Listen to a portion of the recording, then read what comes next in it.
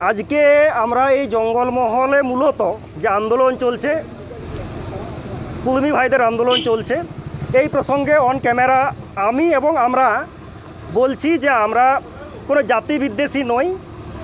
আমরা প্রত্যেকটা জাতিকে সম্মান করে এসেছি এতদিন ধরে, যুগ যুগান্ত থেকে, এবং পারস্পরিক সহাবস্থান বজায় রেখেছি এবং সেই সম্পর্ক এখনও অটুট আছে। আমরা মনে করি সেই সম্প্রীতির মেলবন্ধন আগামী দিনে থাকবে এবং শেষ রক্তবিন্দু পর্যন্ত থাকবে, এই দায়িত্ব আমরা নেব।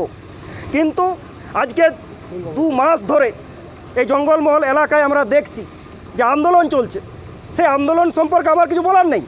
যে কোনো জাতিগোষ্ঠী যে কোনো গণতান্ত্রিক পদ্ধতি আন্দোলন করতেই পারেন, আমরাও করি। তো কোনো জাতিগোষ্ঠী আন্দোলনের বিরোধী আমি নই, বরং ওনারা নীতি নৈতিকতার রেখে ওনারা আন্দোলন করুন, 100 বার করুন, ওনাদের সংগঠন মতো করুন, 100 বার করুন। কিন্তু গতকাল যে ঘটনা ঘটেছে আদিবাসীদের উপর আক্রমণ, হ্যাঁ, দুঃখজনক, লজ্জাজনক, নিন্দাজনক একটা ঘটনা ঘটেছে। এই রকম একটা আন্দোলনের আবহেই ওনাদের আন্দোলনের একটা কর্মসূচি হিসাবে, ঘাগর ঘেরা কর্মসূচিতে আমাদের মাননীয় মন্ত্রী, বনমন্ত্রী বীরবাহা হাঁসদা দিদি ঘেরা পড়লেন এবং সেই একটা কর্মসূচি ছিল নবজোয়ার কর্মসূচি, যেখানে অভিষেক বন্দ্যোপাধ্যায়ের কনভয় ছিল।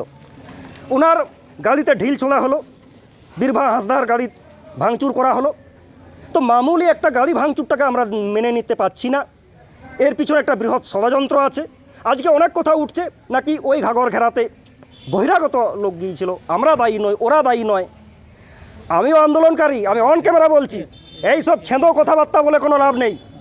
আমি আন্দোলন করলে আন্দোলনের অবরোধ স্থল বলুন, আন্দোলনের স্থল বলুন, আমি নেতৃত্ব, আমাকে দায়িত্ব নিতে হবে। সেখানে কোন বহিরাগত ঢুকছে আমার দায় নিতে হবে। এখন সামাজিক সংগঠন নেতৃত্ব হিসাবে আমি দীর্ঘদিন ধরে সেই দায়িত্ব নিয়ে এসেছি এবং প্রত্যেকটা সামাজিক সংগঠনের দায়িত্ব যে ওনাদের আন্দোলন স্থলে কোনো যে বিশৃঙ্খলা হয় সেই দায়টা নিতে হবে। আজকে দায় নিতে হবে। এরপর ওনারা ঠিক করুন যে কারা জড়িত, কে ঢিল ছুঁড়েছে। পুলিশ আছে, প্রশাসন আছে, আইবি ডিপার্টমেন্ট আছে, তদন্ত হচ্ছে, নিশ্চয়ই তার সুরাহা হবে। কিন্তু এই প্রসঙ্গে আমরা বলে রাখি যে আজকে চলমান যে আন্দোলন চলছে, কুলমি ভাইদের আদিবাসী পাওয়ার, আদিবাসী হওয়ার যে আন্দোলন, এই আন্দোলনকে আমি নীতিগতভাবে সম্মান জানাই। সাংবিধানিকভাবে, নৈতিকভাবে ওনারা আদিবাসী হন। আজ পর্যন্ত তো কোথাও আমরা আন্দোলনে বাধা সৃষ্টি করিনি, কোথাও বিষোদ্গার করিনি, কোনো আন্দোলনের কর্মসূচিকে আমরা বাধা সৃষ্টি করিনি। কিন্তু আজকে অজ্ঞাত কারণে ব্যক্তি কুৎসা আনা হচ্ছে, আমাদের সমাজ সংগঠকদের নামে ব্যক্তি কুৎসা।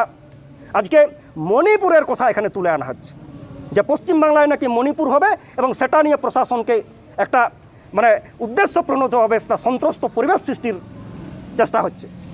আমরা মনে করি আমরা মণিপুর চাই না, জঙ্গলমহলটা জঙ্গলমহলেই থাকবে এবং প্রশাসনকে সচেতন থাকার আমরা অনুরোধ জানাচ্ছি। এবং আমরা ভারত জাকাত মাঝি পারগানা মহল আজকে तमाम রাজ্যের আদিবাসী টপ লিডারকে এখানে ডেকেছি। আগামী 1 সপ্তাহের মধ্যে এই পশ্চিমবাংলায় আদিবাসীরা কেমন করে আন্দোলন করবে, কেমন পদ্ধতিতে আন্দোলন করবে, কারণ আদিবাসীরা জানে আন্দোলন কেমন করে করতে হয়। আদিবাসীদের আন্দোলন আদিবাসীদের মতো হবে, আর আদিবাসীরা ধারাবাহিক আন্দোলনের সিজনড। তাহলে আদিবাসীদের আন্দোলন সম্পর্কে এত ভয় পাওয়ারও কিছু নেই। আমরা এতদিন পর্যন্ত আন্দোলন করছি, কারো গাড়ি ভাঙচুর করিনি, একটা রক্তপাতও হয়নি, তাই আমরা আন্দোলনে সফলতা লাভ করেছি।